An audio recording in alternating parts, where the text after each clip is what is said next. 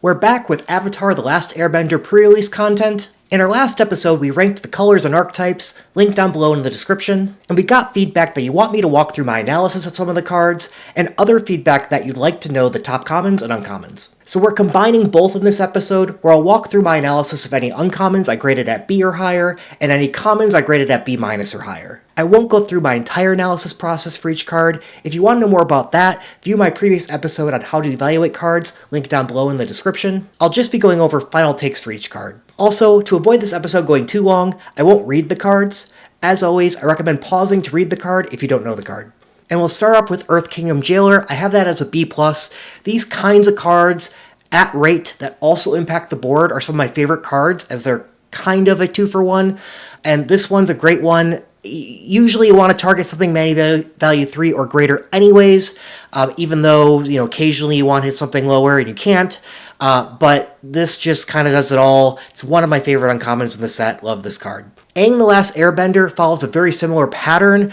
It is a flyer, which is very nice, but it's still a 3-2 that removes something from the board.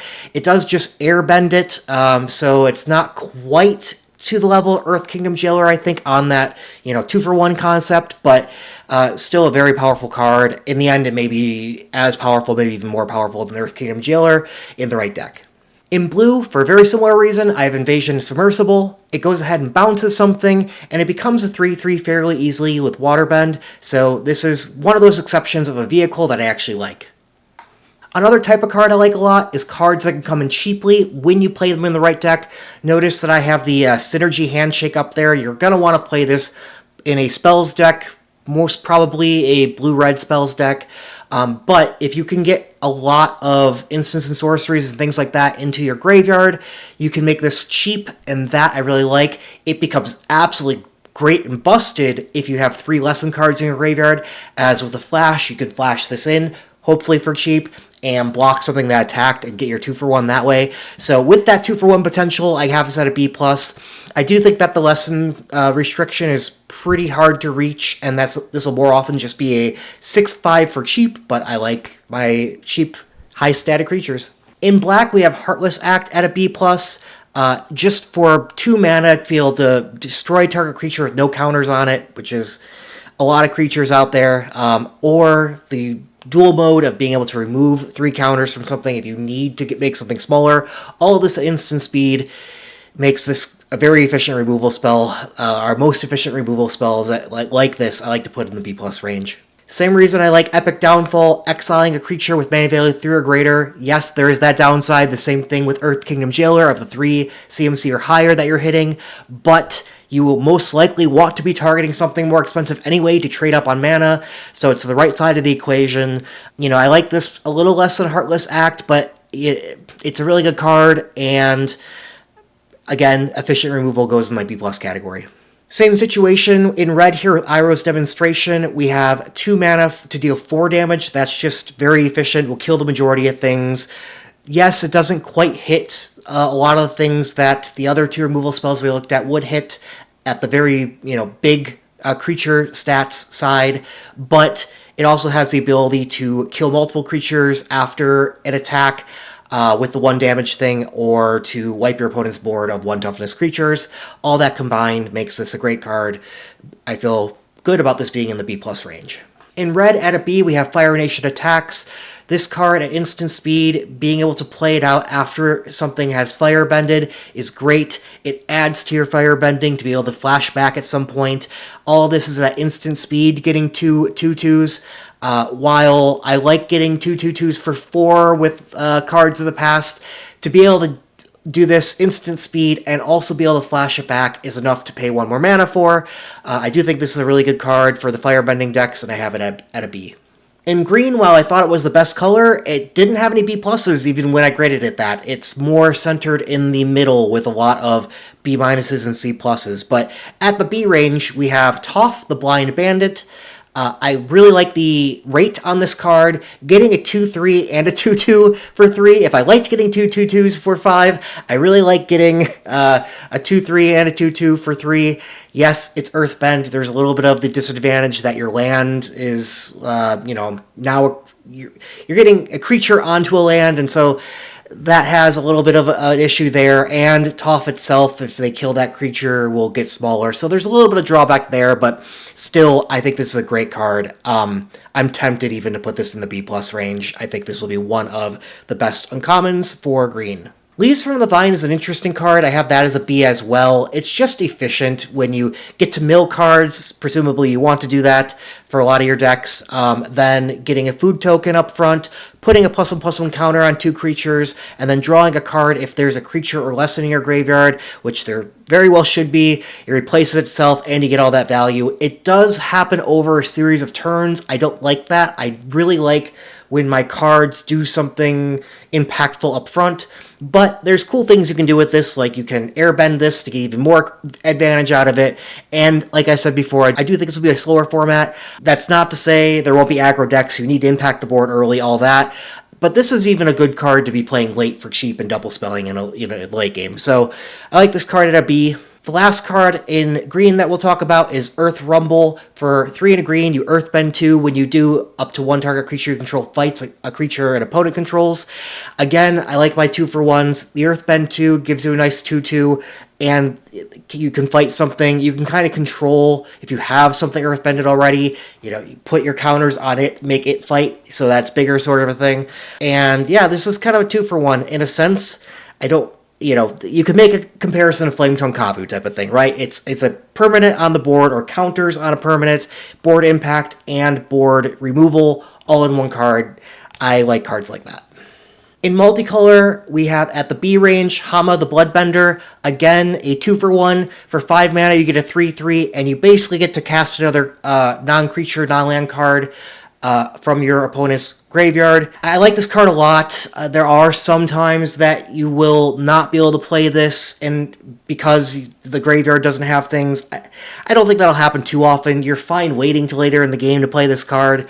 Yeah, I think this is a great card, and I wouldn't be surprised if this turns out to be more like a B+. Hey Bye, Spirit of Balance, I have that as a B. It's just impressive on rate as being able to be a sack outlet for something and come in with a 5/5, and then even when it dies, or leaves the battlefield in any sense, its counters move. So that's just a lot of stats for 4 mana, spread over time. So I'm impressed with that. I have heard some rumors that black-white itself might not be that great. This is a hybrid card, so you can play it in black, you can play it in white. I will say with these double pip cards, I really prefer them to be 4 mana or greater, whereas 3 or less, you kind of need to be in the colors in order to cast that on curve. So this, you can be not white-black and hopefully get 2 white out if you're a white deck or 2 black out if you're a black deck. Jet Freedom Fighter, love this card. I have been a little bit skeptical of the red-white deck, not in the first couple weeks. I think it's more I'm skeptical of it in post early play. Aggro always outperforms early. I just think the mechanics of the set are set up to be a bit more defensive and be able to overcome the aggro strategies, at least of white-red.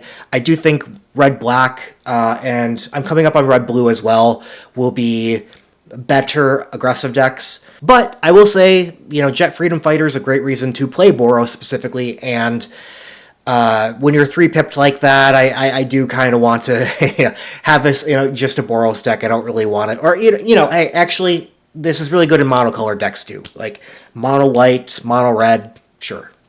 Last in the Bs for multicolor, I have Sokka, Lateral Strategist, getting a 2/4 Vigilance, which is essentially at rate for 3 mana, but then whenever it attacks, you can draw a card. That's obviously the powerful point of this card, and it does take it over the top, I think, to make it a B. I don't love that this one's double pipped. I do think you want to play this more in your strictly white-blue decks, and I'm a bit skeptical of the white-blue deck, but, this is a reason to play it. And if you get enough of these and some other good white and blue cards and the lane's open, I had this as my worst archetype. I'm not looking to avoid it early in the set.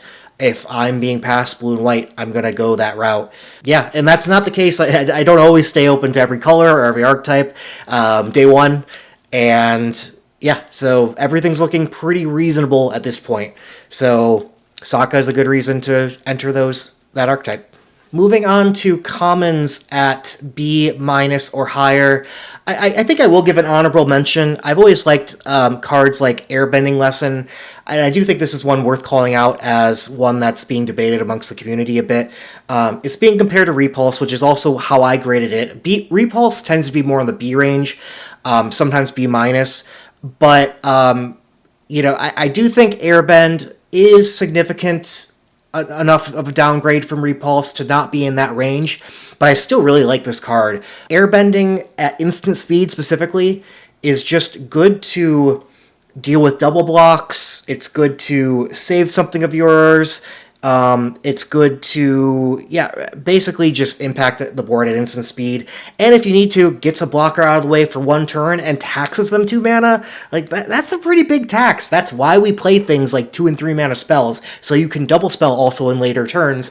And this is making it, taxing you, making it harder to really have your momentum. So I think people know I really love my cantrips. Anything that adds draw a card to it, I like a lot. So I do like Airbending Lesson. I wouldn't be surprised if it ends up in the B minus range, but I'm going to start it off at C plus as a really good card. Just doesn't quite pull me into white, but I can see that changing. In blue at B minus, amongst the best commons in the set, I actually have one that's better than it. But Forecasting Fortune Teller, I think, is number 2. In a way, Thraben Inspector surprised people way back, right? But Thraben Inspector's been good. This card's good. Is it quite Thraben Inspector? No, I don't think so. But I do like the 1-3 lining up decently well in this format. And getting a 2-for-1 effectively, especially to help out waterbending decks. In the interim, before you draw your next card with the clue token. Really like this card. Just good efficiency.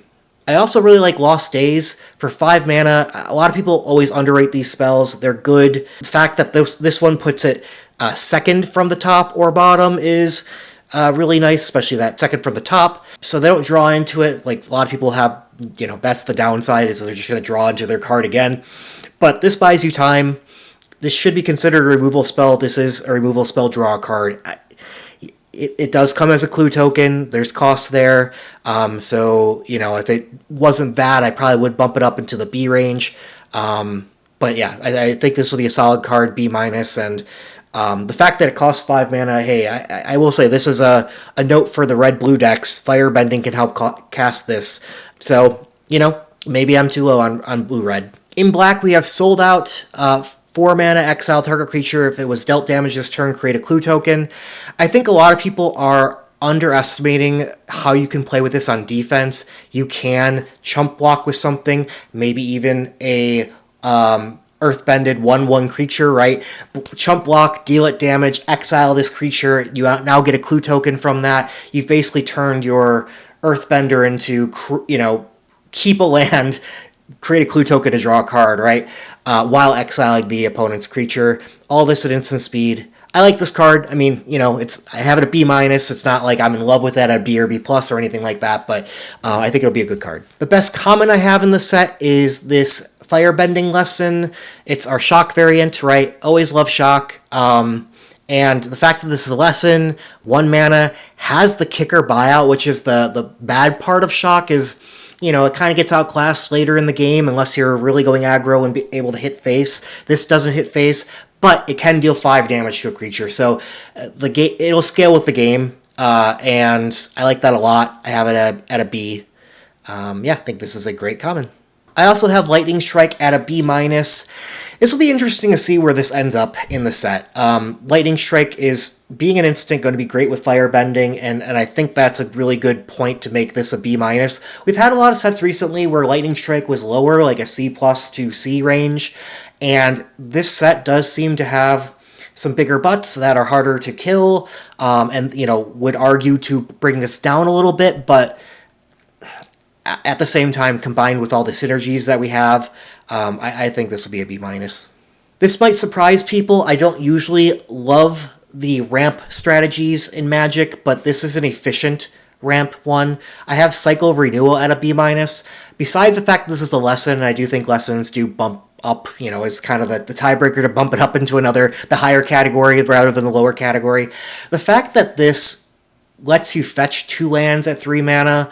You can fix so well with this, and there's enough good bombs that you want in your multicolor green decks that you're going to need fixing, and this fixes and ramps. And the reason I love this all along was if something is earthbended, you can sacrifice your 1/1 earthbender, earthbended creature, and you get a land, and you then search for 2 more lands, right? So you didn't actually really sacrifice much of anything. And there's enough earthbending in the set that I think that scenario will come on up. And yeah, I like this version of the card for its efficiency. This kind of card is also usually at sorcery speed. Having it at instant speed is a great upgrade to be able to hold this back, potentially play something else on your opponent's turn, and then play this if there was nothing you wanted to interact with otherwise. So, and also, think of it this way, at instant speed, you could still do that chump trick as well. The 1/1 earthbended card, chump block, sacrifice it, you even save yourself damage that way. So there's just a lot of nifty ways to use this. Hopefully that gave you my quick take on the top commons and uncommons, and I'll see you with our first impressions after the set drops. See you then.